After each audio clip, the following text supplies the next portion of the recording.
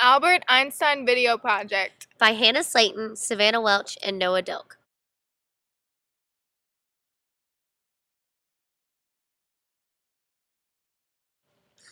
Early life and education. Albert Einstein was born in Ulm, in modern-day Germany, then known as the German Empire, on March 14th in 1879. In 1880, his family moved to Munich. In 1894, when his father's business failed, they moved to Italy. He started showing interest in science and math around the ages of 10 and 11. Also, a major part of his childhood was playing violin and piano. In 1895, he moved to Switzerland for some schooling. He graduated college at the age of 17 and earned his doctorate in 1904.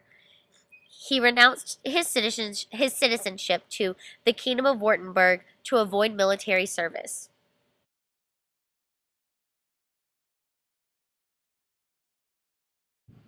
Interesting personal information. Albert Einstein married Mileva Mariek and had an illegitimate daughter in 1902 and two other sons, Hans Einstein and Edward. In 1914, Einstein left his family and moved to Berlin. He and his wife divorced in February 1919. On June 9, 1919, Einstein married Elsa Lowenthal, who immigrated to America with him in 1933 and lived together until her death in December 1936.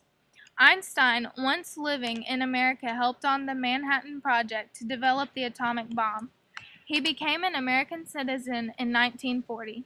He died on April 18, 1955, at the age of 76 in Princeton, New Jersey. Contributions to the modern model. Einstein performed one of the three classic experiments. The experiment he performed was known as the photoelectric effect, and through this we discovered that light was dual-natured. This information indirectly helped form our current model because it helped to prove that light was a wave. With this information, de Broglie was able to propose, why can't electrons be a wave or dual-natured? This question helped to revolutionize the study and can be traced back to Einstein's classic experiment.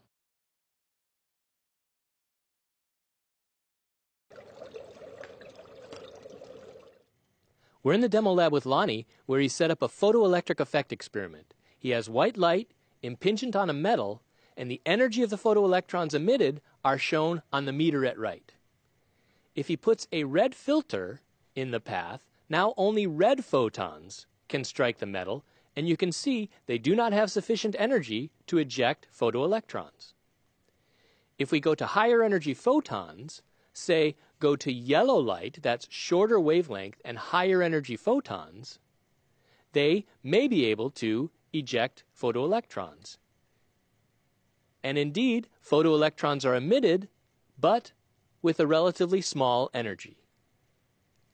If we go to higher still photon energy, green wavelengths, that's shorter wavelength still, higher photon energies, we can see photoelectrons emitted at a higher energy. Now we can still go to higher energy photons. Blue photons, photons in the blue region, are the highest energy visible photons, and Lonnie has a blue filter that will pass only blue photons. Putting the blue filter in the path shows photoelectrons emitted at the highest energy. So here's an example of the photoelectric effect. Thanks, Lonnie, for that great demonstration. It's Savannah here with Albert Einstein. How are you today, Albert? I'm good. Thanks for having me on the show today. Today, we want to talk about your famous photoelectric effect experiment and your contributions to the current atom. Well, as you may already know, my photoelectric effect was one of the classic experiments. Believe it or not, I didn't know that.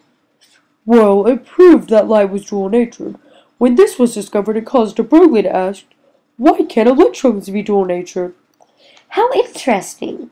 Yes, and de Broglie's findings stemmed from my results, which led to the discovery that electrons do in fact behave like a particle and like a wave. And is it true that this can be seen in Heisenberg's results, where we see that the uncertainty principle was discovered? Yes, certainly.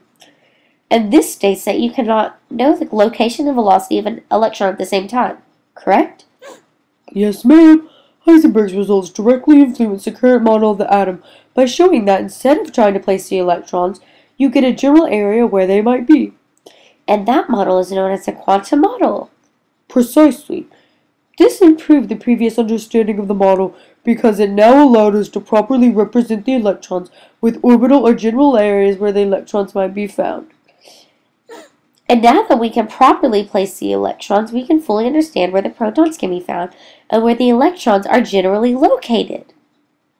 Yes, and in my photoelectric effect experiment, I showed that color affected how much energy was in a certain amount of light. But it was expected that the intensity of the light would gain the effect and the color did. If light were a wave, color wouldn't get the effect, but the intensity would.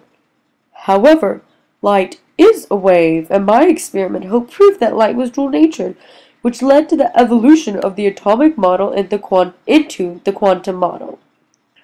Wow! Thank you so much for sharing your insight on the matter of the atom model. No problem. I enjoyed being here today. Goodbye, Albert. Thank you for your time. Can't wait to see you again. See you later, Savannah.